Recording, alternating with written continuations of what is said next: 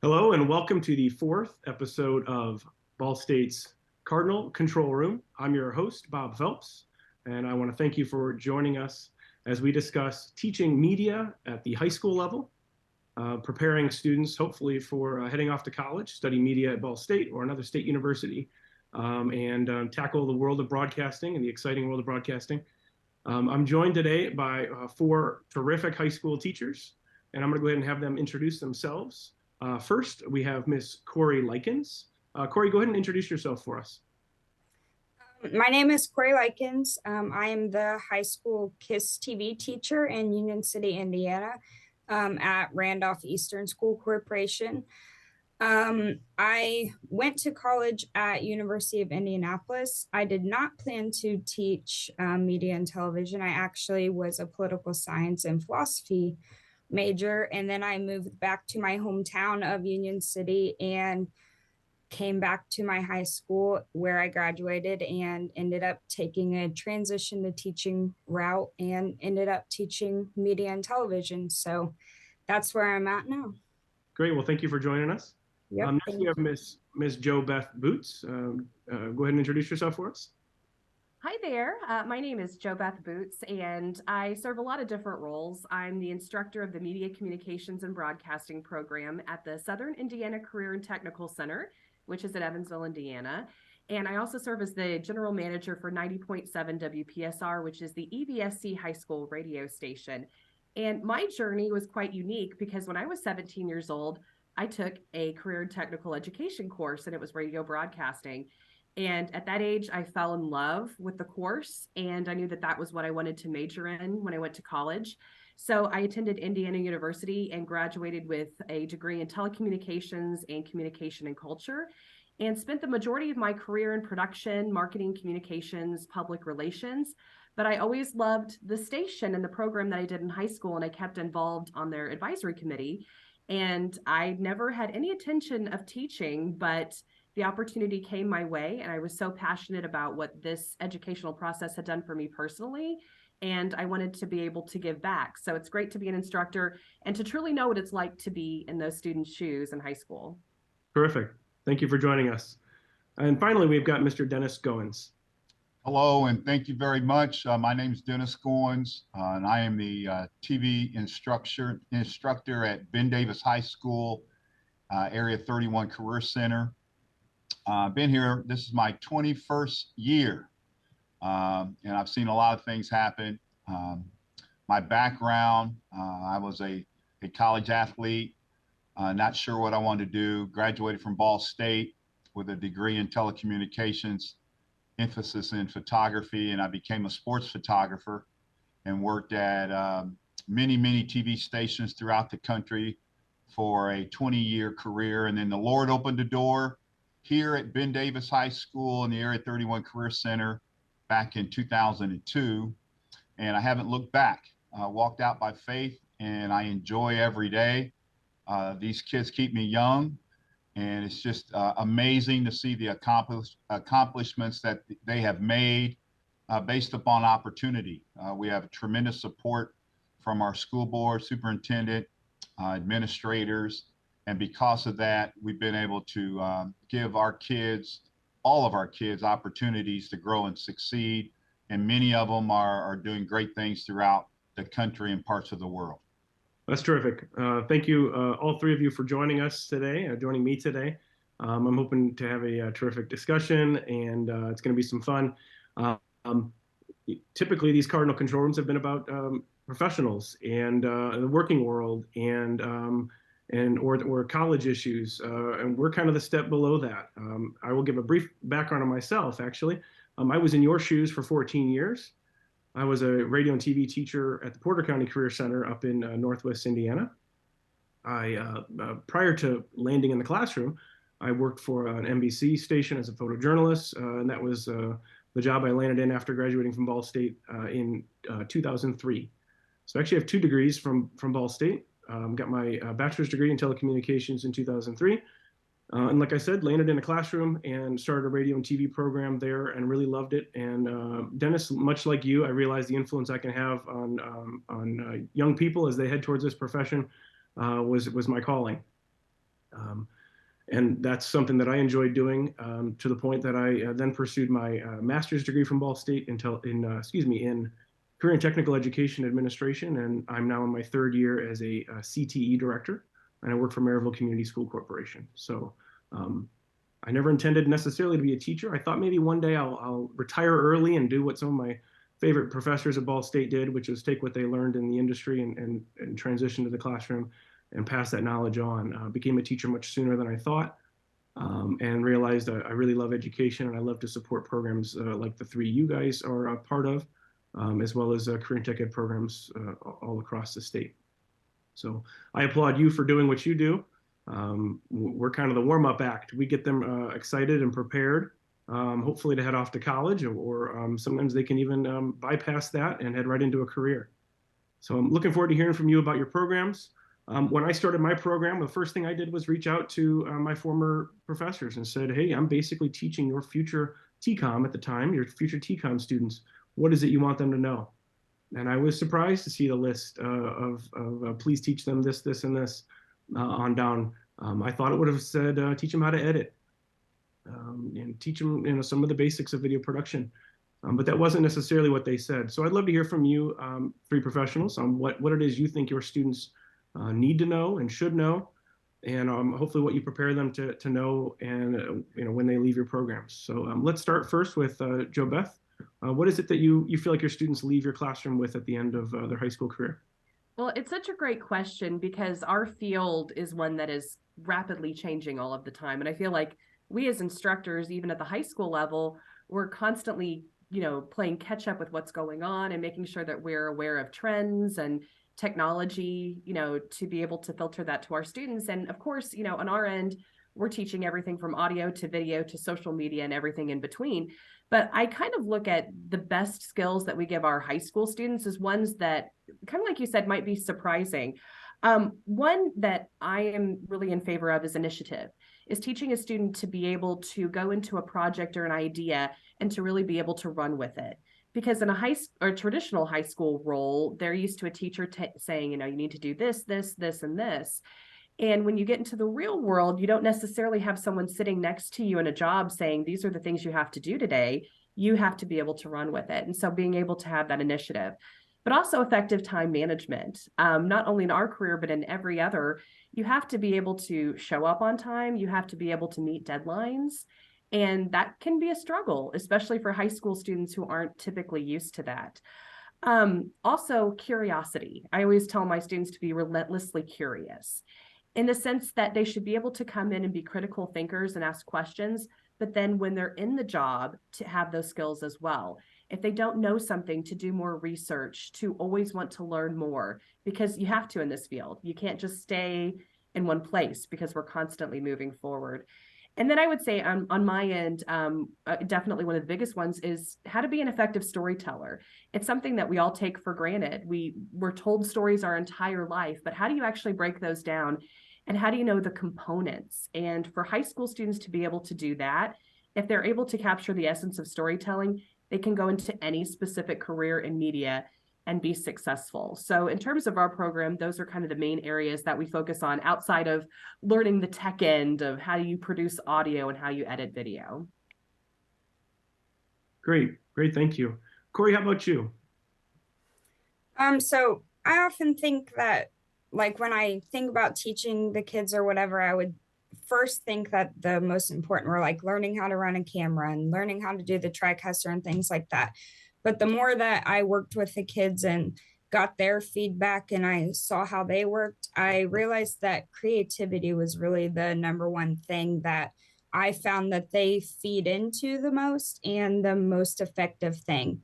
When my kids are working on a project, maybe that they have created themselves. So maybe they're really into sports or they're really into art or something where they can kind of use their own creativity and tweak their project in a different way. I've just found that they do much better on those kinds of projects rather than me assigning them a project over just like typical audio or video or things like that, where they can just take something and run with it. So creativity is a big thing where I can kids are all different and they can kind of just take their own projects and run in that. And another thing in my classroom is appreciation. So KISS TV has been running for 50 years now. This was our 50th year this past year. So just my kids knowing how unique our program is and having them being able to be appreciative that the program is still running 50 years later has been something that we've been working on. So just those two skills is something that they really are good skills to have when they leave. That's great. I know there are a lot of terrific programs around the state that have a deep history and have some longevity. Ben Davis is definitely one of those programs. Dennis, are there some maybe employability skills, or I know you have a very high, and I've witnessed this myself, high level of expectation on your students for professionalism. So what sort of things do your students learn in your program that prepare them for after high school or even in the professional world? Well, I would agree with both the previous instructors in what they're doing, and I applaud you for doing that because it is not an easy task working with young people, but yet that's the accountability and responsibility that we take, and we thoroughly enjoy it. Here at BDTV, we've always dealt with diligence, discipline, and effort. We call it DDE, you know, the diligence of a farmer, the discipline of a soldier, and the effort of an athlete. And then I always want my kids to go along with what both instructors talked about, but I want them to do three things before they leave this initiative, and that's to create their brand, because it's going to be important. We're no longer competing statewide or even regionally, it's globally. So it's important that they create their own brand, that they never burn bridges. Bridges connect, and you don't want to burn a bridge because you never know who you may run into again. You know, it's not necessarily what you know, but it's who you know, and who you know likes you and respects you. So create your brand. Do not burn that bridge, and continue to just work and work and work to create that brand, not to burn any bridges, and that's very, very important. I agree with everything that's been said. It's so important that we understand how much influence we have on these young people, and I know all of us can remember those teachers and coaches that had impacts on our life. I always say we're not making a difference, we are the difference. We can be the difference. That's wonderful. And I'm proud to say I've witnessed that both with your program and across the state. I love that you said don't burn bridges, because you don't know who you're going to run into. As an instructor, I was part of state groups and competitions, and I loved seeing young people win as juniors or seniors or even below those grade levels at the high school level, and then they go off to college and even in the professional world. We've got broadcasters around the state who started out as high school stars in programs from border to border all across the state, doing great things. So that's wonderful. Are there any surprises that the students learn, or maybe they come in and they realize, man, I didn't really think I would learn this or know that or even be interested in this? Are they expected to learn one thing, for example, or even maybe a more broad question? They open their eyes up to other career possibilities. I feel like when students came into my program, they wanted to be a director. They want to be the next Steven Spielberg, or I want to host the news. I want to be a news anchor. And they kind of only list 4 or 5 different jobs off the top of their head without realizing that their skills they learn can lead them to all kinds of different things. What are some of the surprises students find when they enter your programs, or maybe when they leave your programs? Dennis, do you have anything you want to add on that? It's funny you asked that, Bob, because sometimes we can get mixed up and think that this is a club, and we are a production facility. And when the kids get into class, they see that it's really self-driven, and they have complete control and input. I will not allow them to do anything to get me fired because I have family to support, but it is their machine to operate, and it isn't a club. This is serious business, and we have tremendous power and influence in our community, and in our school. And that is a tremendous responsibility for young people.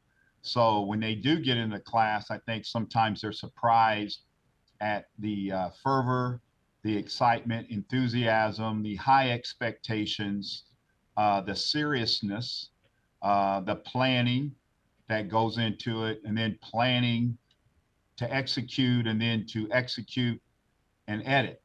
Those are the three things. And it isn't just a club. It is a actual production facility. So sometimes we surprise some of our students that think they're just going to come in and sit on their pockets. And, you know, myself being a former athlete and a former coach, we just can't allow that. You know, we're only as weak as we're only as strong as our weakest link. So we have to make sure that all of our students have the opportunity to succeed. And sometimes not only does it take me to prod down, but it also takes our students.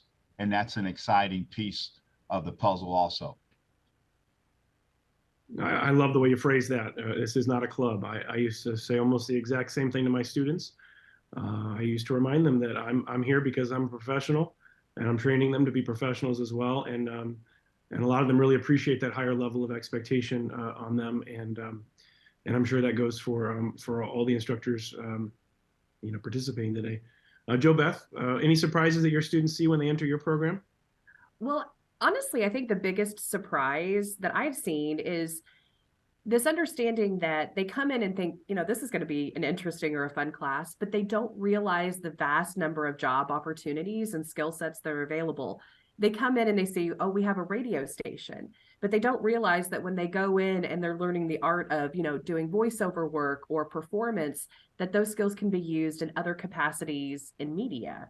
And so we spend a lot of time really diving into, you know, all the different areas from game design to journalism to marketing, media, even media research.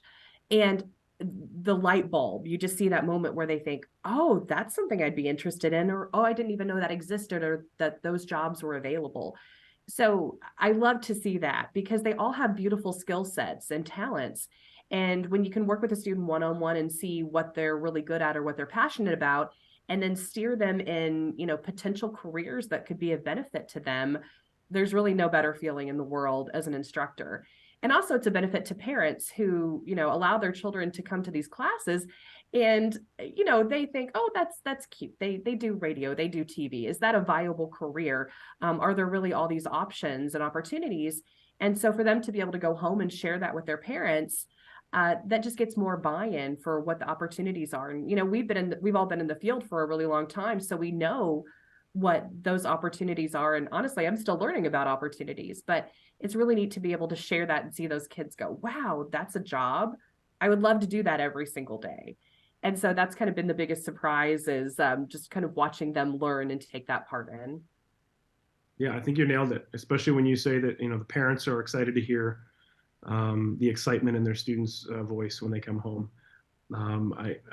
I felt like my students probably didn't go home every day and talk about what they did in math class, but they typically went home and talked about what they did in their broadcasting class. I would hear quotes like, wow, this is way better than school, or real school. And this is real school, but it's just starting to make sense. You know, very rarely, I think, do instructors in our content area hear questions like, am I ever going to need this?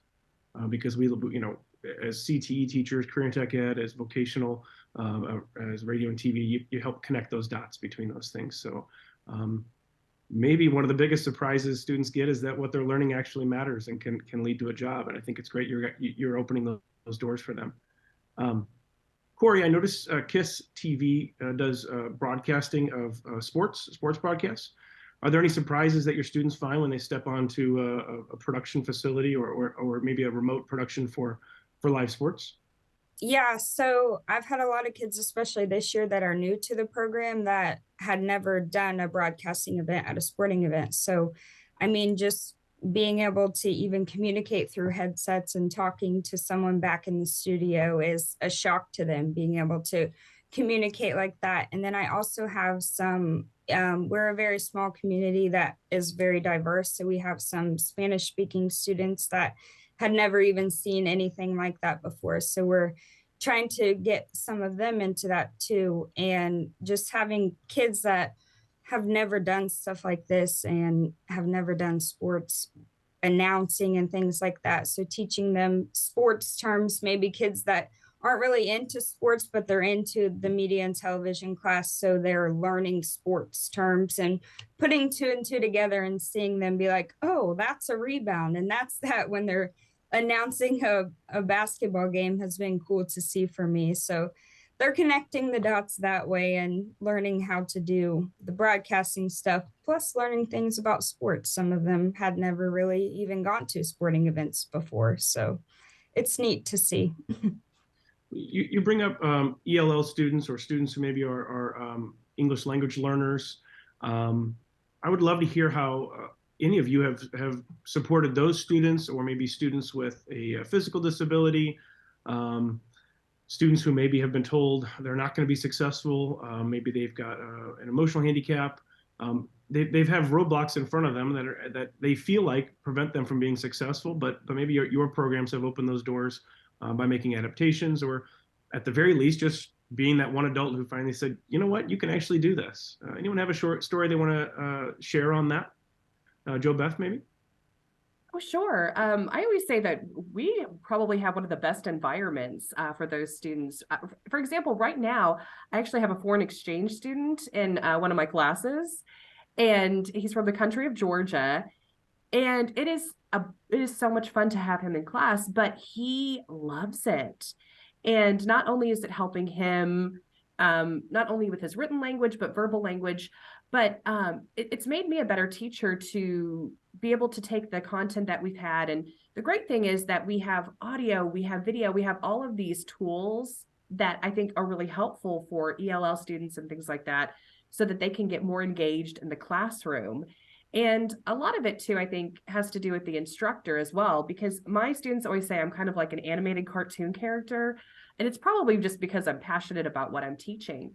But we're able to come in and we love what we teach. And I think when you love what you teach, that kind of breaks any sort of cultural barrier too. And it makes them want to learn it as well. But I just think that the nature of what we teach is just really interesting. And we have the tools available to us that maybe other teachers don't, to be able to bridge those gaps and to help make them not only better communicators, but to maybe understand more about our culture, how our system of politics works, just different things, because we are media teachers. But I just think that we have great setups to be able to support those students as much as possible, maybe more so than other teachers. Yeah, well said. I think at its most basic level, we are, or the three of you are communications teachers. And so helping those students communicate and learn how to communicate better, especially when you integrate technology into that, is a bonus. Corrie, anything to add on that topic? Yeah, I'm just having a class like this that's so flexible in what you do. I mean, we're not sitting at a desk and maybe writing a paper or doing an assignment. They have the freedom to kind of work how they are comfortable working. So like I have kids that we do daily announcements every day, and I will have my Spanish speaking kids do a Spanish segment on there where other kids that speak Spanish will understand, or we'll do in different languages, so we can kind of connect with the kids that maybe don't speak English. So just they work in their own ways to be able to connect with their own population at our school. And I found that they're much more comfortable being able to do what they are comfortable doing in our class. And just being able to watch them grow over the last couple weeks has been really good to see. They're getting more comfortable running cameras and talking on camera, and whereas in the beginning they were very shy. So it's just a nice program for students like that. Great. And Dennis, how about you? Have you? I'm sure you've made your program a welcoming environment at BDTV by having a diverse group of students in your program. Yeah, you really don't have any choice, right? Because enrollment equals employment, right? So we want to give opportunity to everyone. I call S102, which is my classroom number, the land of opportunity. So when you walk through that door, you have the opportunity to look your best, be the best, to do the best. And I'll just relate to what both our instructors were talking about, I received an email from one of my foreign exchange students that just came in, and she started as a student assistant. And by the time she left, she was on air. She became very confident in what she was doing. And now she's back home in Germany doing TV. So, those are the kind of emails that we all enjoy getting. Just knowing that, it's got to be agape love, unconditional love that we show to our students, and giving them opportunities and letting them know that we care. It's not what we know, but they need to know that we care. So when they know that, they're willing to take those risk, and understanding that failure is an event and it's not a person. And you get back up, you dust your sandals off, and you get back to work. And that opportunity has to exist. It has to. Well, I'm glad it does exist. I'm glad you instructors are providing that opportunity. Dennis, how appropriate that you have one of your graduates that's doing TV over in Germany. You mentioned earlier that it's a competitive, not just state, but really competing at a global level. And you see that right there with your own program. We've talked a lot about the positives, and I love keeping things positive, but I know there's a lot of challenges that come along with teaching. Probably a long list of them. I know as a new instructor, nearly, almost 18 years ago, I had some curveballs my first year, and some issues that came up like censorship. And I know when I was a broadcaster, I had a broken camera, I'd give it to the engineer. When you're a teacher, you end up being the engineer and the manager of the station and everything in between. What are some of the challenges you've found as a high school media teacher?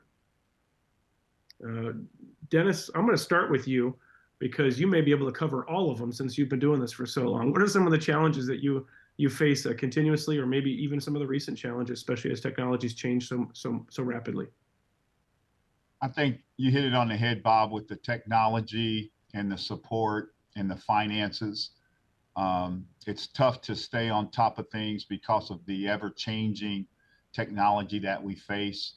But I often tell the kids that, challenges help you persevere, and the perseverance will develop character. And, instead of looking at problems, let's look at solutions. So then you teach how to take care of the equipment so you don't break it. Probably haven't done a very good job of that because it still happens. We're dealing with young people. But the challenges now have changed. We're dealing with students that were out of school for 2 years, with COVID, and we were doing a lot of e-learning, and probably one of the toughest classes to teach was television. So it taught our kids how to improvise, how to use their telephone, their cell phones, how to use their own computer editing, and how to, find a way where there may seem no way. There are always challenges, but, I've been doing it long enough to know that it may, the grass may seem greener on the other side, but it's really just Kimline. We're all dealing with it, and we deal with it differently. And I think for us as instructors, even with the problems that we face, it's important that we don't show the kids that we're struggling with those problems, because they're looking for answers. And we have a great influence, a sphere of influence. So we've got to figure out those problems. And I know it is difficult with professional development and district diversity and equity and inclusion and all the things that we're required to do, and dual credit, more paperwork, more challenging, even with subs. We're having a hard time finding subs, and so we have to sometimes help our fellow teachers and help with subs during our preps. So there are all different kind of challenges, but I think the important piece is that we don't let the students suffer because of it. I'm exhausted when I leave here every day. And my wife of 30 some years would attest to this, but when I wake up in the morning, I'm fresh and I'm ready to go. So we just have to stay positive. Yeah, isn't that the truth? Yeah, if you're not exhausted, at least many of the days, maybe you're not doing it right. And that means the kids are keeping us busy, making us work hard for our money, right? Um, Joe, Beth, any challenges that you face, and maybe even more importantly, how do you get over those challenges and keep coming back? You are all three very passionate, but sometimes there are challenges in front of you. That's true. So I've been teaching in this position for a little over 3 years. And so I came directly from industry, as many of our media instructors at the high school level do. And, I'd been working for such a long time. So to move into education was challenging in ways I hadn't expected. And particularly because we're preparing students for college and the workforce directly. We want to enhance their skill set. And so coming in, I kind of had to, sometimes I have to reframe how they think, because they're so used to how a math class is set up or an English class. And when you come in here, as many of the other instructors have mentioned, we focus a lot on creativity and being able to kind of come in and work on a project and take it from start to finish. And you would think that students would know how to do that, but they really don't. So you almost have to train them how to be creative thinkers and how to be critical thinkers. And so that was a little bit of an adjustment coming into education. And every year when I get new classes in, that's kind of, I spend a lot of time doing that. I'll give them a project, create a short film that has no sound. And they'll look at me for a second and say, well, what kind of film? And I'm like, what kind of film do you think you should be making? And we'll go back and forth and have questions and rhetoric. And it really gets them thinking more critically. And it's just not something that they're used to in a lot of their other classes. But also, too, one of the challenges that I see, working with high school students that I'm trying to prepare them for is how to do, let's just say, adult professional tasks. So things as simple, and this may make you laugh, but things as simple as how to answer a phone properly, how to have a proper conversation, how to write an effective professional email, things that we assume they know how to do, and they have no clue. They have absolutely no clue. So spending time with those things that I think can set them apart from their peers, but just things that pop up that I'm surprised. I think, you don't know how to do that as a 17 or 18-year-old student, and they don't. And so I always have to kind of take a step back and think, yeah, they really don't know how to do that. And I need to step in and teach them those things. So I feel like I have a lot of those moments. And I think it's just like everyone's saying, when you try to overcome those things, you focus on what is important. And what's important is every single student and their experience and their desire to want to do this in the future. And, you get those emails, you get those phone calls from former students, and those keep you going. But knowing in the morning that you get to go and do what you love, even if it turns out to be a cruddy day and every student is just hyped up on sugar and you can't get through anything, every day is a new way to go into this. And when you love what you teach, you can tend to get through anything, even if it's a major struggle. Well, what I'm hearing you say is that the video editing, the shooting, the framing, the composition, some of those skills, they'll learn them eventually. But writing that resume or conducting an interview, those sort of things, the things that'll actually get them the job in the first place, those can't be overlooked, obviously. I've found, especially with technology changing, students they come into our programs and they're already terrific storytellers. They're using Snapchat and TikTok and social media, and they already know how to communicate. And it's not the way we did necessarily, but they already have the foundation for being good storytellers. But harnessing that and turning it into a job is a whole nother story. So that's something where the adults and the caring teachers in their lives, like you three, that's where your role comes in. And so maybe that is one of the challenges, is getting the students to realize that they maybe have the skills deep down inside. They just need to refine them a little bit. Corrie, what sort of challenges do you find as an instructor that you help your students overcome and lead towards success? So this is actually my first year teaching, so I am still going through challenges within that. But technology changing has been something, I haven't gone through a ton, but I feel like this is a job where I learn something new every day. I mean, I'm still new to the profession of teaching and media and television in general, but I feel like even when I am teaching my students something, I'm learning alongside with them. And I feel like I will continue to do that throughout this job. So just, I mean, it's a positive and a negative. So always something that is changing, and I'm always learning something new, which is good, not always a bad thing. But another thing is the hours. I will be teaching all day long, and then maybe we'll have a basketball game. So I'll be at the school till 9:30, 10 o'clock at night. And then we'll have that 5 days a week sometimes. And then we do a lot with the community. So we do the city council meetings and the school board meetings and things like that, which is good, but is also very exhausting, except especially since I'm new at this still. So just getting used to all of that. But the good days definitely outweigh the bad, and I definitely love my job, and I look forward to going and seeing my students every day. So I know I'm in the right spot and push through every day, and am doing well, I think, I hope. So yeah, there's some challenges, but it's good, going good. Your answer may have also answered an earlier question of what are some of the surprises that students find. The hours that go into this career, Yeah. not just in education, but in broadcasting. I loved seeing students go to school all day and then say, you know what, I'll be there after school also to help set up and broadcast and tear down and then put away equipment. And there were times you even say, hold on, you've done so many broadcasts, we need to give some other, others a chance. But that shows the dedication in those students who really get bit by the TV bug, which is exciting. Dennis, I'm going to call on you as our most veteran instructor in the virtual room here, virtual control room.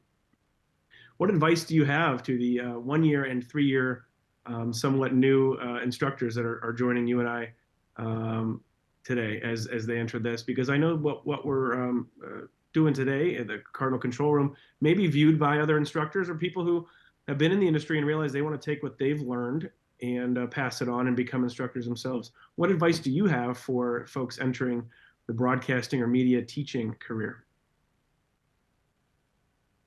Wow, you're making me think back to those times. Well, if you believe in prayer, continue to pray, fight your battles on your knees, first and foremost.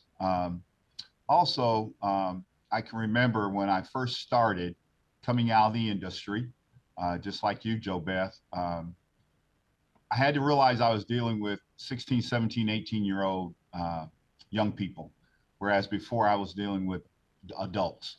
So that was very challenging. My expectations never changed. I had high expectations and will continue to have high expectations because I think our students want that. They want the discipline. They want to be pushed to excellence, to stretch themselves. So I think that's important. Also, Bob, you really got me thinking here. You know, when I first started, I had a mentor. He had started the culinary class and had been there for 25, I think almost 30 some years, and was very successful. And I ran a path to his office, and he often talked me off the ledge, but he kept telling me and encouraging me and showing me what needed to be done and how important I was to the students. And I think if you just maintain and keep that attitude of knowing that you are important to those students, that you have a chance to really be the difference in their life. One thing I found out quickly was I wasn't in it for the income, but I'm in it for the outcome. And I realized that quickly. And I praise God now that, you know, I've been here 21 years and I continue to have that attitude every day. I'm grateful, knowing that, you know, when you turn on Indianapolis TV, you see several people that were in your class that are main anchors, or you know that they're engineers, or they're photographers, or they're lawyers, or they're accountants, they're fathers. their daughters, their mothers. They're doing great things in the community. So hang in there, hang tough. The advice I would give you is continue to fight and don't give up. Don't give up. Our students need you. And both of you are doing an amazing jobs at your schools and your corporations, and you are appreciated. I know some days you're thinking, man, I'm working 16-hour days, but you know what?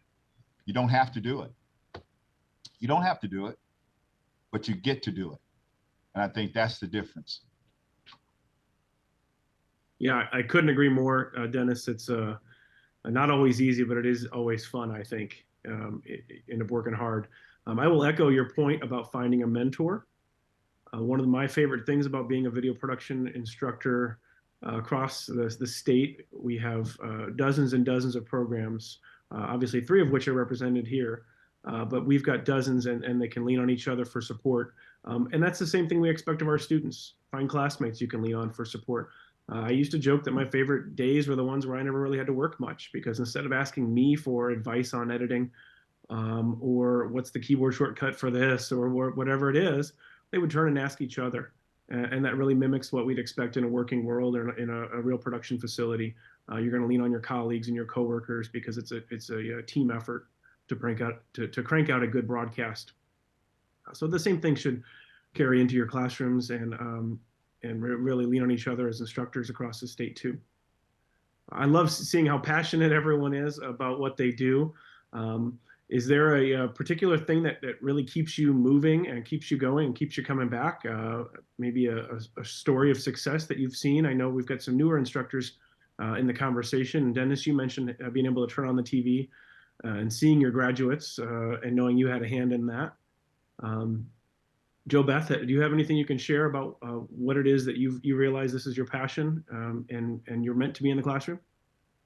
Well, I think a lot of it, and still, I'm still a newer teacher, even though I do have some alumni who are going off and doing great things. And I think for me, it just goes back to being that shy 17-year-old girl who took a radio class on a whim, and to be able to look back and see how that building block led to another building block and another and another. And to know how one class can completely change your outlook. It can completely change what you're comfortable doing. It can get you outside your box, and it can give you a passion. And all those things I had the opportunity to learn. And I remember that feeling, and I remember what it's like to be scared and go in and try something and realize, hey, I could do this. I might be actually really good at this. And then to see what that trajectory looks like and where it can be, and to know that it can be done. And that's just something that I love. And whenever I look at every student that comes in my class, I see them as being able to do that. They may be the most talented, they may be the least talented, but if they're willing to work hard and try and they're passionate about it, then I'm going to be right alongside helping with that trajectory. And, that's kind of the big thing for me in terms of looking at success. And I think it is valuable too. I have a lot of alumni that are, they're now in college, they're going into broadcasting media, things like that. But even the ones that aren't, who email me and say, oh, Mrs. Boots, I'm so much more comfortable getting up and speaking in front of a group. I'm not scared to do a presentation, or you just made me more confident, or I feel like I have more leadership skills, kind of those soft skills that sometimes we take for granted, but as media professionals, they're just part of our daily lives. And so all those things, just being able to hear that from those students that go above and beyond, that's a big deal. But just being there for whatever line. But like I said, from my personal experience, just knowing that those things add up, and they can add up for any kid, any single one of them walking in your door. That's great. Yeah, I found myself telling students, hey, take this seriously. This could be a career one day. But telling other students, hey, lighten up. This is just fun. You can do this, and just give it a shot. And so you have students that are really that whole spectrum of possibilities. You may not ever go into broadcasting, but you'll at least have the best home videos on the block is kind of what I always told them. So you got to start somewhere. Corrie, what is it about what you teach and the benefits of hands-on learning for your students that they come in your program and kind of they really gravitate towards that? What is it that keeps you coming back to class because of that hands-on learning you provide your students? For me, what keeps me coming back is just my students, but specifically the hands-on learning is we have a second location that's going to be opening downtown Union City soon. It's called Vision Corner. So our students will be able to go downtown during school hours and work on their projects in a second studio, which is huge for our tiny little town. So we're really excited about that. So they will be able to use their skills that they learned in the classroom and used in our studio at the school and kind of use some freedom and be turned in the city by themselves. I'm kind of worried about that, but we'll see how the trust goes there. But they'll be able to go up there and use all the same equipment up there and do kind of like we're shooting for like in New York City, how they have the news studio. We have all windows and glass up there so we can shoot our announcements and news up there. So that's something that they've been working towards and kind of has been a goal for us for the past few months. So they've been working hard to kind of just put all their attention on that, and seeing them work hard in that has been something that just has been pushing me a little bit harder to push them a little bit harder. So been proud of them for that. But yeah. I can hear that in your voice. That's great. That's exciting for those KISS TV students to have that opportunity. When I did not take high school broadcasting, I went off to Ball State and realized, wow, this is amazing. And it was an amazing opportunity at Ball State. But then I went into teaching and realized we don't have to wait until college to provide this opportunity.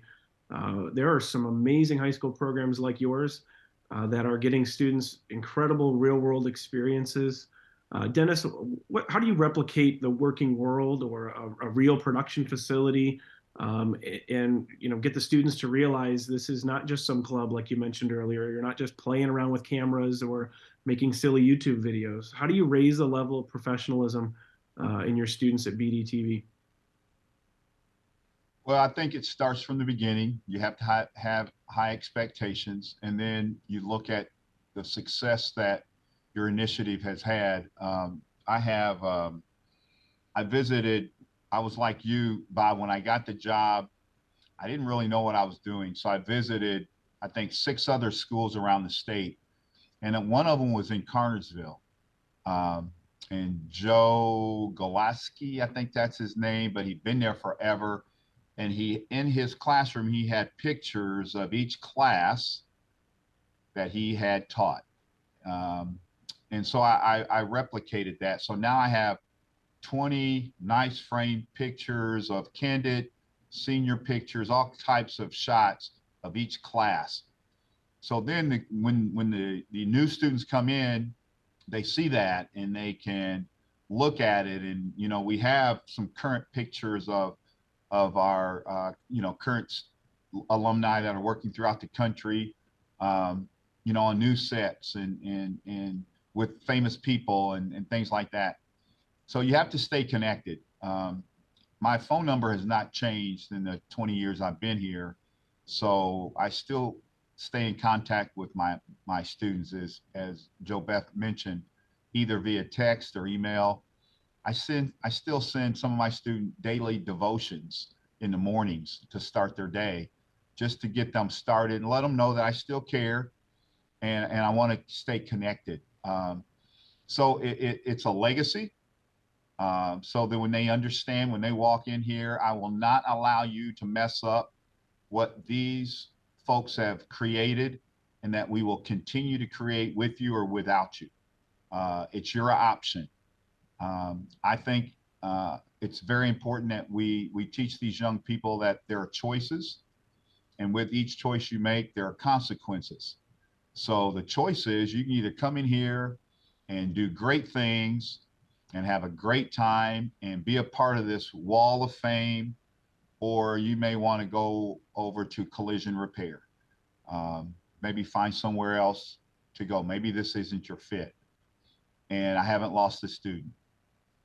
They buy in, they become sold out, And as we've all said, some of them go on to pursue this, some of them don't. That's one of the challenges that I'm seeing that I hadn't seen in previous years. You know, out of the 60, 70 students that we have in television, and then we also have another 60 or 70 in radio. I don't teach radio, but many of them won't pursue this as a career. So now the challenge is, do you really care enough to put in the effort? And that's when you have to bring in those life skills, that they have to be sold out on those life skills so that they can get in front of a corporate presentation and present, because some of them won't pursue communications. So those are the things I think that the high expectation is the key. And, you know, we often say, do what is right. We often say that, but I think the best thing we can do is model what right looks like, because some of them do not understand what right looks like. Some of them had not had that training. So we have to be that example. Yeah, that's very well said. If you're only teaching them the technical skills they need to be successful, then you're really not setting them up for success. So I love hearing that those employability skills, the teamwork, that learning how to take an idea and see it all the way through to completion. A lot of times we get into the sales and marketing and how to brand yourself. Dennis, as you mentioned earlier, those are all very important skills to have, as well as appreciating a legacy. Much like your programs have long history of success and hard work, you know, TV stations are set up very similarly. You go to a market like Indianapolis, and those TV stations have long traditions of success because they've held their employees to high standards. So no reason we can't be doing that as well at the high school level. Dennis, you brought up collision repair. You brought up other programs. So one of the things I think is a huge benefit for high school programs, whether it's radio and television or another career trade, is you get to learn that you maybe love something or don't love something. What you would not want to do is never pursue a skill in high school and go off and blow who knows how many thousands of dollars learning you don't love nursing or you don't love radio and TV, those sort of things. So we give our students the opportunity to test the waters and try something, and maybe pick up some industry certifications or some dual credits along the way and take those with us. Or take those with them on to post-secondary. Well, I've already stated I did this for 14 years and taught video production, and I could talk shop with you forever. But I think we've had a terrific discussion. I want to thank all three of you, Dennis Goins, Beth Boots, and Corrie Lykins, for joining me today. If there's any final comments, I certainly would open the floor back up to any final comments about what it's like to teach media productions and broadcasting and journalism and anything under that umbrella of technical communication to the high school students. Any final comments from any of our panelists here? Yep, Beth. I'll jump in. First of all, Dennis, I want to be you. I've been writing down just these words of wisdom that you keep that you keep saying. So thank you, because you're someone that I strive to be, especially as an instructor. So thank you for all your wisdom. But you know, just kind of as a final thing for anyone who's watching this, you know, please, if you're a parent, encourage your student to get involved in radio, TV, media classes in high school. Please look into local career and technical centers and high schools. Look into those programs because they offer your students so many benefits, and you may not have thought to do that. You don't have to wait until college. Please, all of us as instructors would love to meet your students and get them involved. So please encourage students to do that. If you have a family member or friend, you know, please let them know about all these programs and get them involved because it's the greatest field to be in. Corrie, how about you? Yeah, I'll go off of what Beth said. Thank you, Dennis, for your words. I mean, I also was jotting down some notes that you said, and I'll go back and watch this whenever it goes live to take more notes on what you said. But just thank you for your encouragement and kind words. But yeah, I never really thought I would be interested in a program like this. So, I mean, just my advice to anyone, whether you're in high school, college, is just to try it. I never even took KISS TV when I was in high school. I went through the same high school that I teach now and never signed up for the class. It wasn't something that interested me, but now I'm back and teaching it. So just never be scared to try something, because you might find out that you actually like it and have a passion for it. So, and thank you for having me on here. I appreciate it. And Dennis, any final words from you on this topic? Well, you all are so kind. Being a veteran teacher and a master teacher, I would hope that you continue to strive for excellence. Don't settle, don't settle for mediocrity. These students need you, and you are their hope. And we've got to give them hope, because in this world that we're living in, there's not enough of it. So I just truly believe that we're in the greatest profession that there is. We have the greatest influence, and to much is given, much is required. So continue to take care of yourselves. I had a little health scare probably a couple years ago. So I started just taking an hour to myself, whether it's on the treadmill or it's just walking outside, but take care of yourself, because you're no good to anybody when you're sick. I always say halt. Don't make decisions when you're hungry, when you're angry, lonely, or tired. Halt. Okay. So you continue to do what you're doing, and your kids are benefiting from it. We are those connectors, right? We are the connectors, and we're able to connect them to so much, and we have a profound influence on them. And don't ever forget that. I'm in my twilight years. I hope to keep doing this for a much longer time, but I can't even imagine being a first year, third year teacher. But it goes fast. I think that's what Bob and I would tell you, that you're going to look up and you're going to be 20 years in, and you're going to be like, whoa, where did it go? How did that happen? But it goes fast. And you know why? Because you enjoy doing what you do. It isn't work, and I think that's the greatest thing. And those of you that are watching, please give back. Come visit.